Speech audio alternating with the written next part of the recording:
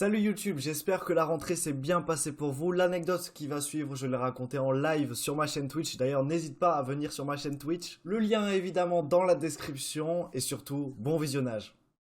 C'était en 2018, j'étais en couple à ce moment-là et mon ex de l'époque me dit tiens, installe cette application parce qu'elle est vraiment bien. C'était une application comme Messenger. Et en fait, je vois que l'appli, elle est un peu bizarre. Je regarde un peu l'appli et en fait, je vois que c'est une appli de rencontre. Commence à utiliser cette application. Je tombe sur une personne, donc une fille.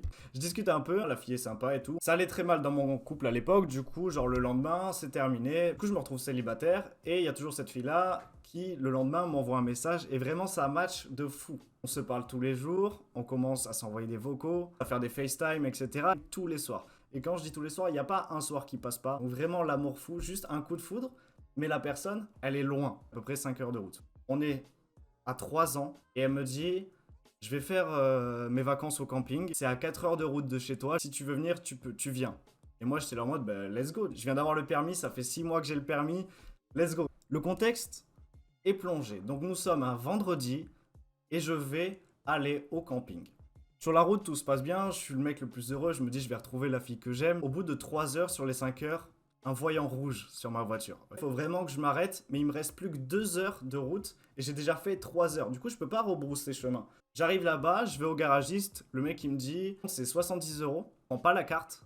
Et moi, à l'époque, j'avais une carte. Mes parents m'ont donné 70 € en liquide. En gros, j'ai plus de liquide. Du coup, je sors du garagiste, je vais tranquillement au camping, je lui envoie un message, je lui dis je suis arrivé, ça capte très très mal, le temps qu'elle réponde, moi je vais à la piscine. Elle me dit c'est bon, je peux venir te voir. Du coup elle est là, on discute, tout se passe bien, tu vois des petits sourires, des trucs sympas et tout. Mais je sens, il y a un truc bizarre, elle veut pas me dire ce qui se passe. Elle, ça faisait déjà une semaine qu'elle était au camping. Et en fait elle a rencontré un groupe d'amis, un groupe de potes, c'est un peu vulgaire mais elle s'est tapée un des gars du groupe de potes. Donc là, abattu. Tu vois, je pleure pas, vas-y je suis un bonhomme, vous connaissez, la street. Elle me dit, bah là je suis avec mes potes ce soir, si tu peux venir avec nous. Ils étaient, je sais pas, 5-6 gars, tu vois. Donc du coup, tu vois, je peux pas commencer à faire le mec, vas-y pousse-toi et à commencer à me taper. Alors déjà, rappelez-vous de mon physique, de pourquoi je peux pas me taper. Et en même temps, ils sont 5-6. Je m'intègre un peu avec eux et tout. Mais vas-y, je suis un peu en retrait parce que ça fait une semaine qu'ils ont vécu ensemble. Du coup, voilà, la soirée relou à mort, enfin c'était horrible. Du coup, vas-y, je vais me coucher. Et on est samedi. Je me réveille assez tôt parce que je suis dans une tente et du coup je dors pas jusqu'à midi. Il y a la plage à côté, je vais à la plage, je vais me détendre. Je suis énervé mais je me dis vas-y, faut quand même que je profite sinon je vais me suicider quoi, totalement. Du coup je reviens vers 13 h. Je me dis bon je vais prendre une petite douche, tu vois, à la plage et tout, le sable et tout, c'est relou. Ma voiture du coup, j'avais pas des clés où tu fais bip et elle s'ouvre. C'était vraiment les clés, tu rentres le truc, tu tournes et ça ouvre. Donc j'ouvre juste le coffre parce qu'il y avait mes affaires. J'ouvre le coffre, je pose la clé dans le coffre. Je prends mes affaires pour me doucher. Et là, une fois que j'ai mes affaires en main, la clé est encore dans la voiture. Je ferme le coffre. Vous vous demandez, mais comment tu fais pour réouvrir la porte? Je peux juste pas. Donc là, en fait, je vous explique. Je suis en maillot de bain. J'ai un de rechange, genre j'ai un t-shirt, un short et un caleçon. Il me reste encore 2 jours et ma voiture, je peux plus l'ouvrir. Soit je mets un gros chassé dans la vitre pour qu'elle s'ouvre, soit bah, j'appelle mes parents pour leur dire bah, venez faire 5 heures de route, donnez-moi l'autre clé, comme ça je peux ouvrir la porte quoi. Du coup, j'appelle ma mère, je lui dis écoute, tout se passe bien, juste je peux plus ouvrir la voiture. Bon vas-y, elle réfléchit, elle me dit vas-y, demain matin à 8 h je suis là. Ok, on rappelle qu'il y a 5 heures de route. Donc, voiture fermée, j'ai plus d'affaires, j'ai plus de rechange, j'ai pas de quoi manger, j'ai pas d'argent sur moi. Donc là vraiment je suis Robinson Crusoe dans un vieux camping. Je vais à la piscine de nouveau et je lui envoie un message, je lui dis écoute, je suis à la piscine, t'as qu'à passer, voilà. Du coup j'essaye de comprendre un petit peu pourquoi elle a fait ça et tout, sans tenter l'embrouille ou quoi, tu vois. Du coup elle me dit, je sais pas, genre vraiment trop bizarre. Et elle me dit, ce soir on fait une grosse soirée avec mes potes de la semaine, parce qu'en fait ils s'en vont ce soir. Et j'étais exclu mais totalement de la soirée, c'était une horreur. Du coup ils s'en vont et on finit la soirée, tranquille, on discute, mais vraiment j'ai le poing serré, mais... J'en pouvais plus, c'était horrible. Vous vous rendez compte que la personne que vous aimez le plus au monde, eh bien en fait elle est avec quelqu'un d'autre à côté, elle embrasse quelqu'un d'autre. Ressentez les émotions. Pensez à quelqu'un que vous aimez très fort et pensez à ça. Juste avant d'aller me coucher, je lui dis écoute, moi je pars demain matin. Donc vers 9 h, on se voit, on discute tranquille et après, ciao quoi. Le lendemain matin arrive. Je me suis réveillé vraiment à 7 h. On rappelle que à 8 h, ma mère vient me donner les clés. Elle arrive, elle me donne les clés, elle me dit ça va, je fais ouais super, c'est génial, tout est super. Elle verra peut-être cette vidéo, j'espère pas. Elle me dit, bon, je vais chez Papy et Mamie qui sont à 2 heures de route, ok? Et elle me dit, bah, t'as qu'à passer, comme ça tu te reposes chez Papy et Mamie et après tu repartiras. Du coup, ok, j'attends, il est 8 heures. Ma mère, elle me donne les clés. 9 heures, toujours pas de message, elle m'envoie rien. 10 heures, rien. 11 heures, rien. Midi, rien. 13 heures, oh! Un message. Elle me dit, je sais qu'on devait se voir ce matin, mais en fait là, je me suis réveillé un petit peu tard. Et mes parents, ils veulent aller visiter les alentours. Du coup, on pourra pas se voir. Je prends la voiture, je me casse. Et je me dis, vas-y, je vais chez mes grands-parents. Je fais 1 heure de route. Ça a été l'heure de route la pire de ma vie. Je me suis arrêté 15 fois sur le bord de la route parce que j'étais en larmes. C'est des routes de campagne. Vous voyez, des routes de montagne. Donc, c'est que des virages.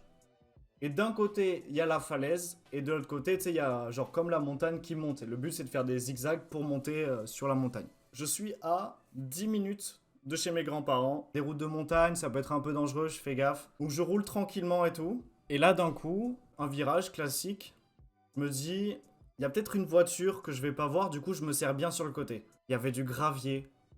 Je dérape sur le gravier. Et en fait, ma voiture, elle fait un drift. Et en fait, devant moi, donc moi je conduis comme ça, et devant moi, il y a juste la falaise, ok? Il n'y a pas de rambarde, c'est normalement il y a une sorte de rambarde grise et que du coup ta voiture elle peut pas plonger, ok? Vraiment, dans ce fossé, je tombe, je meurs immédiatement. C'est un fossé où genre vraiment c'est le vide et il y a des arbres en bas, du coup t'es empalé direct. Et là je suis en mode spectateur. Mon corps prend les commandes de mes bras, ok? Moi je vis le truc et mon corps décide, c'est même pas moi qui décide, mais mon corps décide de tourner le volant. Du coup je redrift comme dans Fast and Furious, mes roues arrière passe dans le vide.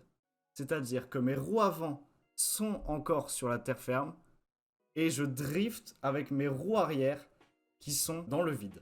Ok? En face de moi, la montagne, la falaise.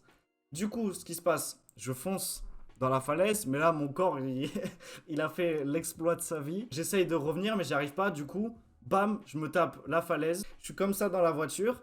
Impossible d'ouvrir la porte pour partir. Pour ceux qui veulent un petit peu, voilà, des sensations, un peu d'émotion, j'étais en train d'écouter Rechercher de Naps. Voilà, pour ceux qui veulent écouter la musique, quand j'entends cette musique, j'ai envie de mourir. Voilà, donc si jamais vous êtes en soirée avec moi, ne la mettez jamais. J'essaie d'ouvrir la porte et je peux pas ouvrir la porte. Du coup, j'ouvre la fenêtre et en fait, je sors par la fenêtre.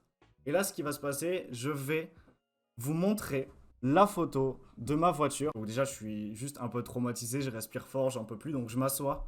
Physiquement, j'avais rien. J'ai eu énormément de chance. Physiquement, j'avais rien. J'avais un petit peu mal au dos, mais rien de fou. Du coup, ce qui s'est passé, c'est qu'après l'accident, les jours d'après, il y a forcément des traumatismes qui se passent. Toutes les nuits, c'était des cauchemars pendant plus d'une semaine. Quand ton cerveau, il prend contrôle de ton corps, c'est à la fois énorme parce que tu te dis qu'en fait, tu peux rien risquer dans la vie parce que ton corps, il te contrôle.